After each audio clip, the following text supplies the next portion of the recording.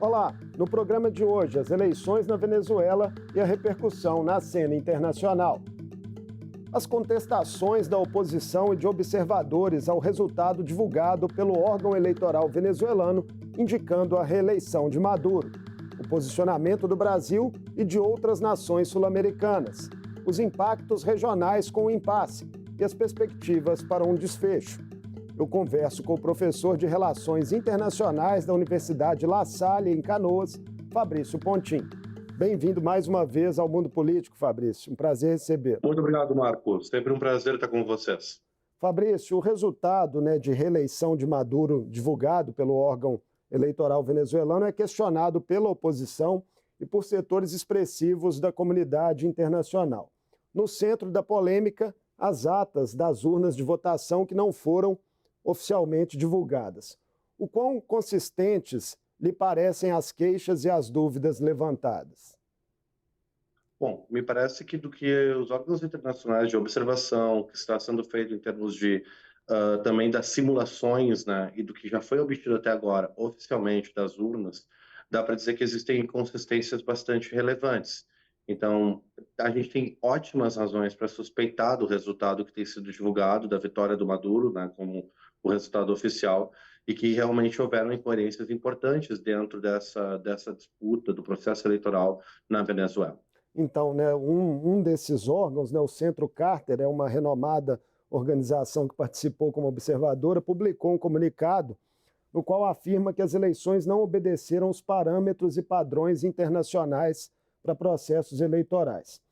Tivemos também a exclusão de candidaturas, a detenção de membros de partidos da oposição e restrições ao voto de venezuelanos expatriados. Tudo isso também arranha um pouco o cenário venezuelano nesse momento? Arranha bastante. Inclusive, Marco, tu traz a questão do Carter Center, né? O Carter Center tem acompanhado a política venezuelana bastante de perto e foi a primeira vez que o Carter Center se pronunciou de forma tão pungente, tão clara a respeito de suspeitas com relação à eleição. Também a, a natureza da repressão contra os adversários políticos nesse ciclo eleitoral na Venezuela foi ainda mais intensa do que em ciclos passados, o que indica realmente uma preocupação bastante grande por parte da situação, né, do governo Maduro com relação ao resultado da eleição.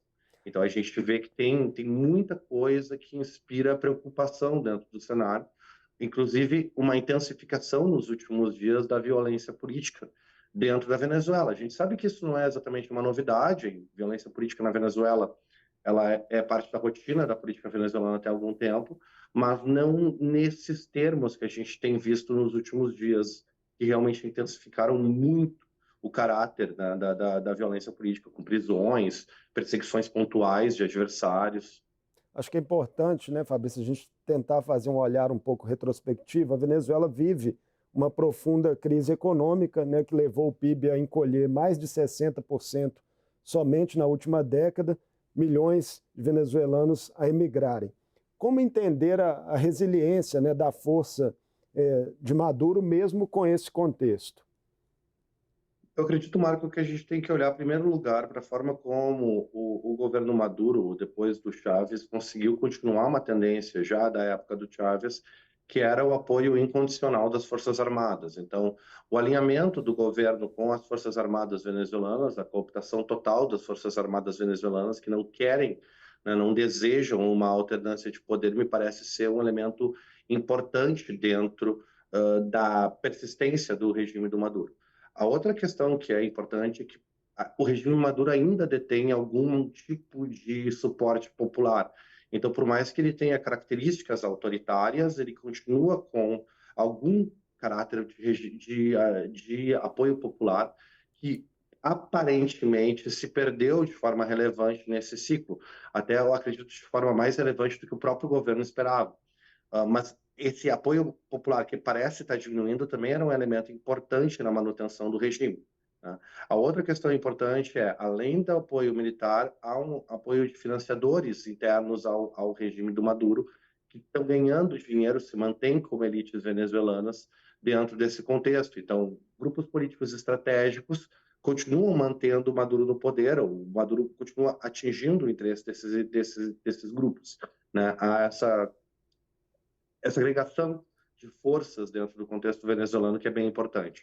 Então, né, Maduro alega mais uma vez que a oposição tenta imprimir um golpe de Estado no país e se diz vítima de um ataque, né, constante de forças imperialistas e do lobby ativo dos Estados Unidos na Venezuela. O quanto esses elementos impactam o processo por lá e as próprias reações também em países vizinhos. Mas isso é uma questão interessante da gente chamar atenção, Marco, porque tem uma diferença importante do último ciclo com o Gurió, né? Que esse sim tentou dar uma espécie, apresentar-se como uma oposição, inclusive foi reconhecido pelos Estados Unidos como nova liderança política na Venezuela, e não houve, foi de forma alguma, internamente, não teve fricção, não vingou, né, essa tentativa. A gente está presenciando agora um fenômeno bem diferente. A gente vê, por exemplo, o Maduro não tem mais aliados dentro do contexto latino-americano. Quase imediatamente as posições foram ou neutras, como o do governo brasileiro, ou de reconhecer a vitória do Edmundo González por parte de quase todas as lideranças do setor de oposição. Realmente, né, é uma diferença em relação a processos anteriores. Dezenas de países, como você citou, né, Fabrício, incluindo os mediadores aí, Brasil e Colômbia, pressionam, né, em comunicados e posicionamentos nos últimos dias para que as atas originais sejam publicadas. Muitos analistas têm previsto que isso poderá terminar em uma disputa de versões, né, perante o Supremo Tribunal de Justiça, que é um órgão na Venezuela controlado pelo chavismo. Seria uma instância confiável na atual conjuntura? Não. A resposta curta é não. Né? A gente sabe que boa parte dos instrumentos institucionais internos à Venezuela foram completamente cooptados pelo chavismo. Então, o que vai acontecer? O Maduro ele tem um apoio bastante irredutível, né? Bastante forte por parte das instâncias institucionais internas à Venezuela. A melhor chance para essa eleição são os órgãos externos à Venezuela e o tipo de pressão que órgãos externos vão ser capazes de imprimir ao governo Maduro e ao regime do Maduro nesse momento. Né? O que a gente vai ver? A gente vai ver, e aí entra a importância tanto da posição um pouco mais neutra, ponderada, do Brasil, que está querendo se colocar como mediador, como a posição um pouco mais pontual, né, do Chile, do Uruguai, da Argentina, que imediatamente se colocaram contrários ao regime do Maduro, apontaram a derrota do regime do Maduro nas urnas. A verdade é, o pouco que se teve acesso do retorno das urnas de forma confiável até agora, porque a oposição na Venezuela foi capaz de retirar o recibo de alguma das urnas eletrônicas antes que o governo Maduro pudesse adaptar ou trazer os seus dados oficiais. E está uma inconsistência muito grande entre o que a oposição tem apresentado e o que se vê de forma oficial até agora, e pouco foi apresentado do recibo das urnas de forma oficial pelo governo Maduro. Tem uma inconsistência grande e, inclusive, algumas incoerências numéricas. Só a comunidade internacional vai ser capaz de pressionar o governo venezuelano para demonstrar alguma institucionalidade aqui. E eu não sei quais são os incentivos internos para demonstração dessa institucionalidade. Então, aí é onde mora, digamos assim, a parte mais perigosa, mais dinâmica dessa crise é justamente essa, né? Porque internamente o Maduro realmente ele encontra muito apoio institucional em todas as linhas do governo, né?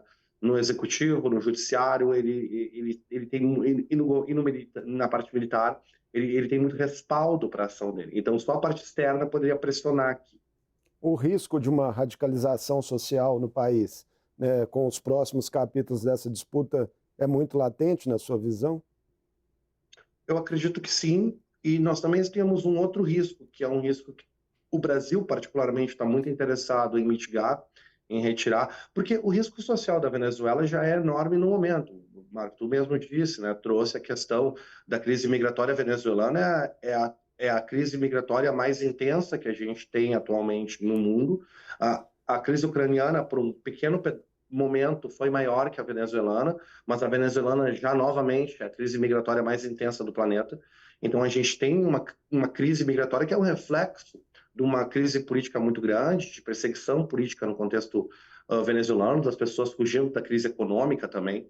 Então a gente já tem essa crise, mas nós temos um elemento novo aqui, que é assim que o Maduro, assim que terminou a eleição e o Maduro se declarou vencedor, a gente tem tanto a China quanto a Rússia apoiando o regime do Maduro e ato contínuo os Estados Unidos apoiando a oposição e reconhecendo a vitória da oposição.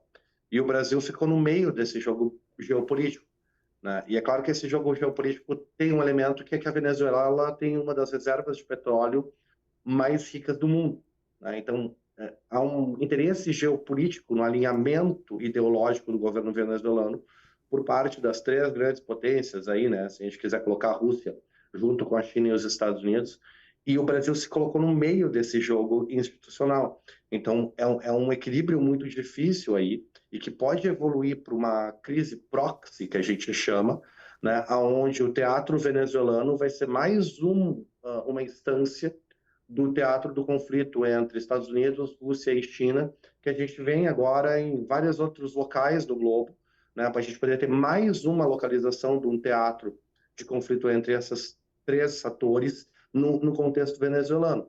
E para a América do Sul seria terrível ter essa complicação, esse fator de instabilidade no nosso território, né? Então, isso é mais um elemento de preocupação para além do elemento da agitação ou da intensificação do conflito civil no contexto venezuelano.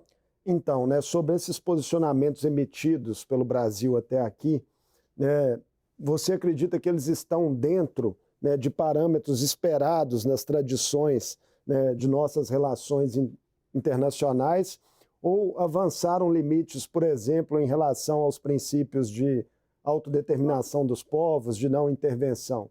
Né? Há especialistas aí, digamos, apontando para análises diferentes em relação a isso. Me parece que, primeiro, o Brasil está numa posição extremamente delicada nessa crise. Qualquer posicionamento que o Brasil tome de forma mais direta pode desarticular a posição que o governo brasileiro tem tentado de ser relativamente neutro para poder ser reconhecido como um mediador legítimo da crise.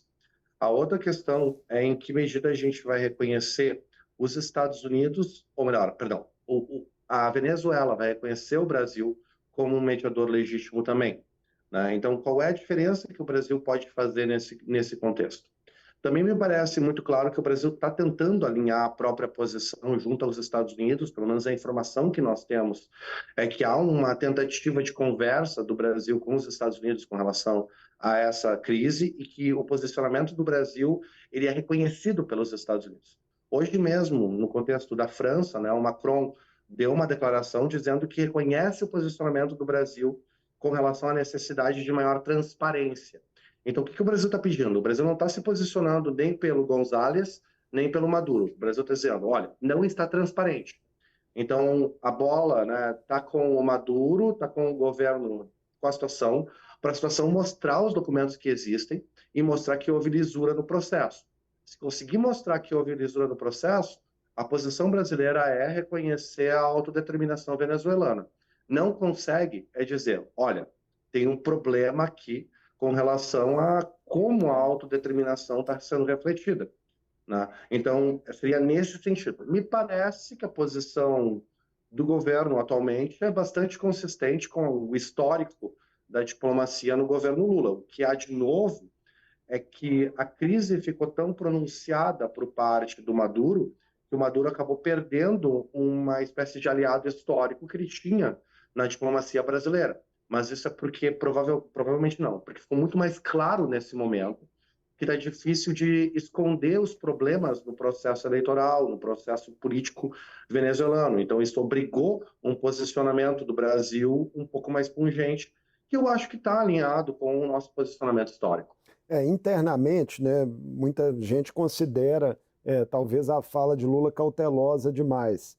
E ela, assim parece também, se comparada a outros líderes de esquerda, né, latino-americanos. O presidente chileno Gabriel Boric, o presidente colombiano Gustavo Petro, tem feito, né, questionamentos mais duros à lisura do processo.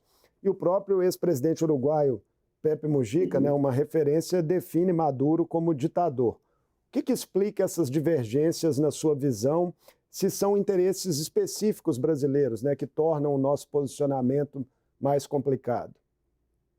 Exatamente, Marco. É a questão do que tem em jogo, no caso, para o Brasil, é muito diferente do que está em jogo para o Chile, para o Uruguai, para a Colômbia, né? Então, há algo um pouco diferente com relação ao potencial do Brasil nessa crise e a responsabilidade do Brasil na própria Organização dos Estados Americanos, na própria OEA, né? Que o Brasil é visto como uma potência regional e como um articulador legítimo de demandas regionais. Então, no momento que o Brasil se posiciona de forma decisiva a favor do González, por exemplo, e declara peremptoriamente que a eleição está comprometida, a gente perde qualquer capacidade de servir como um mediador para essa crise. E essa crise vai precisar de mediadores. No momento que todos os estados se posicionarem de forma decisiva, eles acabam perdendo um pouco a capacidade de servir como uma autoridade legítima para mediar a crise. O Brasil está querendo se colocar no papel de maior população, maior força armada, né? Um país que tem um histórico de neutralidade nas relações exteriores como um mediador legítimo. E algo que eu acho que é importante da gente mencionar, Marco, é que essa postura está encontrando respaldo na própria atitude dos Estados Unidos. Ou seja, o governo norte-americano, nesse momento, não está pressionando o Brasil para se posicionar. Nem a União Europeia, pelo contrário. Tanto o governo norte-americano quanto a União Europeia parecem estar reconhecendo a postura brasileira de neutralidade como estrategicamente importante para evitar que essa situação escale. Porque o grande problema é o que acontece com essa crise no momento que todas as partes estão posicionadas e o Maduro diz não vou sair.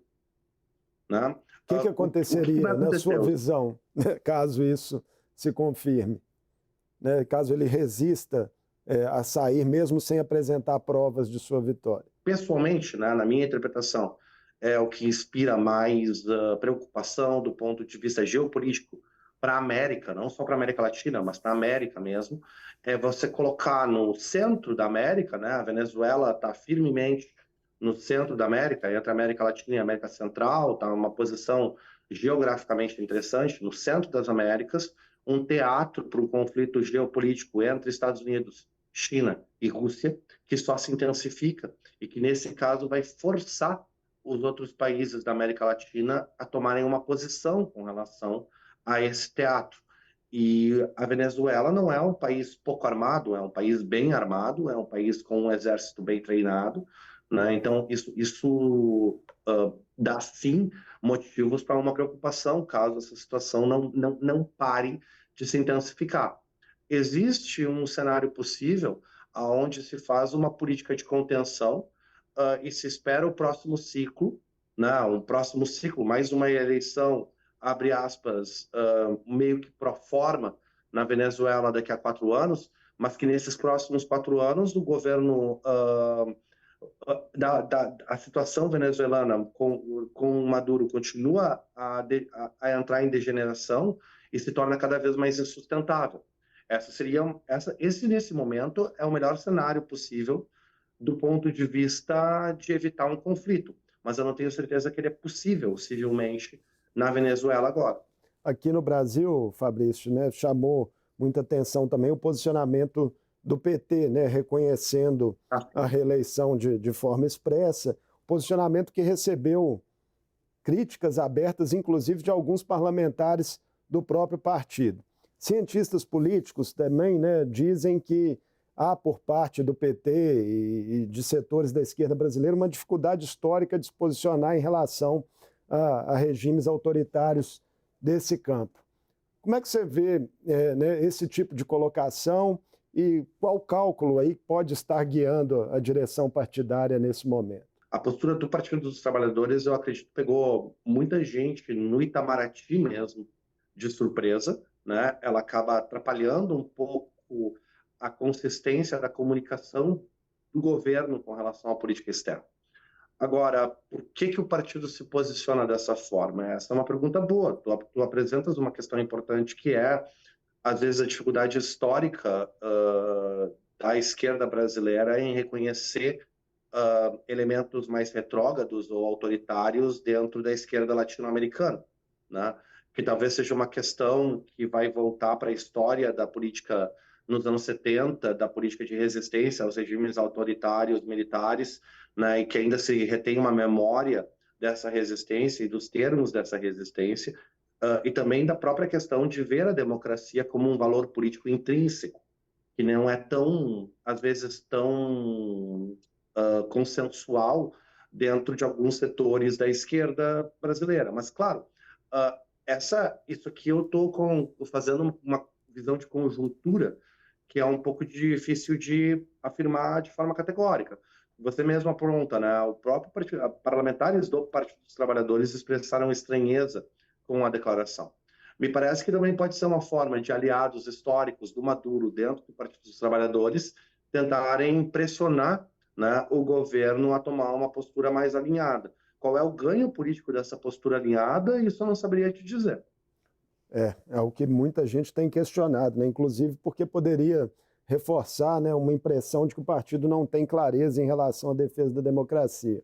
Exatamente. Para a gente fechar esse assunto da Venezuela, né, diante das resistências que o país desperta, né, a situação hoje, a Venezuela se torna um problema para a aspiração brasileira de reativar a Unasul, né, de construir um projeto de integração regional sul-americano mais sólido?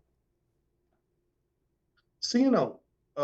Ao mesmo tempo, aqui entra de novo a necessidade da gente compreender o porquê que o Brasil não pode se comportar da mesma forma que o Chile nesse tipo de conflito interno à América do Sul. Que o Brasil não pode simplesmente tomar uma postura categórica, seja pelo González, seja sobre o Maduro, seja sobre qualquer um desses atores, né? O Brasil tem uma capacidade institucional na formação das alianças locais que nenhum desses outros países tem e nem poderia ter a ambição de ter. Mas o Brasil pode ter essa ambição. Parte dessa ambição vem aí na questão da Unasul, vem na própria colocação da OEA, vem na própria discussão mais em nível global de repensar o Conselho de Segurança, repensar ideias de segurança internacional, né? Que o Brasil sempre tenta se colocar como um mediador para pensar esse tipo de questão de forma um pouco contra-hegemônica ou buscando um outro tipo de hegemonia mais representativa da realidade global, mais representativa de realidades regionais, né, no plural. Mas a crise na Venezuela dificulta a formação do Unasul? Eu não tenho tanta certeza com relação a isso. Eu acho que é mais de o quão ruim vai ficar a situação interna, o quanto ela pode ou não pode migrar para um conflito civil generalizado nos próximos meses. E isso poderia, sim, dificultar, porque um conflito civil num país importante, num país grande como a Venezuela, teria consequências para toda a região norte da América do Sul, para a América Central também, né? E dificultaria conversas sobre integração regional. Mas a Venezuela vem em crises muito fortes nos últimos 10 anos, e isso não atrasou processos de integração regional na América do Sul, ou da América do Sul com a América de forma geral, né? Pelo contrário, processos de integração continuaram acontecendo, apesar da crise na Venezuela. Então, eu acredito que a tentativa de montar uma Unasul, de montar órgãos de integração regional, pode sobreviver a uma crise na Venezuela. Mas é óbvio que uma intensificação dessa crise, por uma crise militar aberta, por uma crise de guerra civil aberta, isso sim prejudicaria a estabilidade da região como um todo e, consequentemente, qualquer conversa sobre criação de integração regional. Fabrício, dois assuntos que também são destaque na cena internacional. Rapidamente, queria te pedir só um comentário rápido, porque a gente está com o tempo acabando. Como é que você viu a entrada de Kamala Harris como candidata democrata nos Estados Unidos, substituindo Joe Biden, que vinha aí sendo muito contestado após intensas pressões, desiste da tentativa de reeleição? Bom, a entrada da Kamala Harris foi um choque de entusiasmo dentro do Partido Democrata. Isso não quer dizer que de uma hora para outra essa eleição ficou fácil. Essa é uma eleição extremamente disputada. Eu acredito que a era das eleições fáceis nos Estados Unidos acabou. Acho que a última eleição com um mapa decisivo, né, o que os americanos chamam de landslide, Foi a primeira eleição do Obama. Eu acho que nós não vamos voltar a ver nos próximos 16 anos algo parecido com o que aconteceu em 2008. Então, vai ser uma eleição, continua uma eleição muito próxima, né? Pode ir tanto para o Trump quanto para a Kamala, mas me parece que a saída do Biden, a entrada da Kamala, transformou essa eleição no sentido que estava muito claro que o Trump estava se encaminhando para uma vitória relativamente tranquila. Não com um mapa grande, mas que os estados que precisariam entrar em disputa estavam decisivamente migrando para o lado do Trump. A entrada da Kamala mudou esse cenário. Então agora a gente tem uma eleição que migrou de uma eleição que estava decisivamente se encaminhando para uma vitória do Trump, né, para uma eleição que está em plena disputa. Vai ser uma eleição extremamente complexa. Vai ser muito difícil entender, por exemplo, as pesquisas de opinião. A gente não sabe o que é uma entrada tardia, porque isso não acontecia há décadas nos Estados Unidos, da entrada tardia de uma candidata na eleição, né, de você mudar o candidato. Para ser honesto contigo, Marco, eu não lembro a última vez que isso aconteceu. Eu acredito que talvez tenha sido a eleição do Kennedy, a última vez que um candidato democrata foi escolhido tão próximo da convenção e sem estar ligado com uma eleição do próprio partido, né? Então, o que isso vai fazer com as pesquisas de opinião? Como é que isso vai afetar a credibilidade das pesquisas? A gente não sabe muito bem isso. A gente não sabe como é que os modelos vão ser afetados. Então, está tudo muito no escuro. O último assunto, a morte do principal líder político do Hamas, Ismail Haniyeh, né, no último dia 31, vítima de um ataque a míssil, fez com que, né, países como Catar e Egito alertassem ali para os riscos de uma escalada de violência na região. Podemos assistir, a seu ver, uma guerra mais ampla no Oriente Médio? A morte do Haniyeh, ela é um evento importante, ela é um ato bastante ousado por parte do exército israelense. O Haniyeh estava no Irã como convidado para a posse do presidente, do Pezeshkian, que é o novo presidente no Irã. E a gente realmente vê que essa é uma situação difícil do ponto de vista geopolítico na região, né? Então, o que dá para dizer de cara? Dificilmente essa é uma agressão que vai ficar sem resposta do ponto de vista do Irã. Então, o Irã vai responder ao ataque de Israel em território iraniano, isso sem dúvida. Como é que vai ser a escala dessa resposta? Eu não quero ficar aqui muito técnico, Marco. Em relações internacionais, a gente usa um conceito que é um conceito muito polêmico. Muitas pessoas dizem que ele não existe, que é o conceito de guerra limitada, né? Mas o que é uma guerra limitada? Uma guerra limitada é um conflito entre dois agentes internacionais que fica isolado a um determinado contexto e que consegue ser contido dentro de um determinado contexto. É como se as partes concordassem com uma linha vermelha mútua. A gente vai até aqui e não vai escalar para além disso. Isso vai envolver o tipo de arma que vai ser usado, o tipo de ator que pode ser atingido, o tipo de alvo que é considerado alvo legítimo ou não. Só que para a guerra limitada ocorrer ou ser viável, as partes têm que ter um nível de conversa e de confiança mútua aceitável. E a pergunta que a gente tem que se fazer é: Israel e Irã têm isso? Me parece que cada vez menos. É curioso dizer isso, eu não quero ser mal interpretado, mas se algum ator tem demonstrado contenção até agora, tem sido o Irã. É a segunda ou a terceira vez que Israel faz um ataque dentro de território iraniano ou contra alvos iranianos e o Irã não escala na resposta. Isso me parece um reconhecimento do Irã que Israel está perdendo apoio internacional e que eles não precisam comprar a provocação, colocando Israel na posição que Israel teria vantagem, que é um conflito de maior escopo. Se o conflito aumenta o escopo, Israel vai ter o apoio da Europa e dos Estados Unidos nesse conflito. Agora, se o conflito se mantém no escopo que ele está atualmente, Israel cada vez mais perde o apoio desses atores e fica cada vez mais isolada. A visão que eu teria para te dar, um pouco mais otimista, é que me parece que ninguém quer esse conflito. O que eu quero dizer com isso? Só Israel parece estar apostando no escalonamento do conflito. A Rússia não parece querer o escalonamento do conflito para além de onde ele está. A China não me parece querer o escalonamento do conflito para além de onde o conflito está. Os Estados Unidos não me parecem querer o escalonamento e a Europa não parece querer o escalonamento. Então, isso manda um sinal muito importante para as partes que estão beligerantes, né, com relação a como devem escalar o conflito. Obrigado por mais essa entrevista ao Mundo Político, Fabrício. Muito obrigado por me receber, Marcos. Espero que tenha sido bastante interessante, foi ótimo para mim. Obrigado. Eu conversei com Fabrício Pontin, professor de Relações Internacionais da Universidade de La Salle, em Canoas. Falamos sobre as polêmicas e contestações na sucessão presidencial venezuelana, as repercussões na América do Sul e outros assuntos em destaque na cena internacional. O Mundo Político fica por aqui. Obrigado por nos acompanhar e até o próximo programa.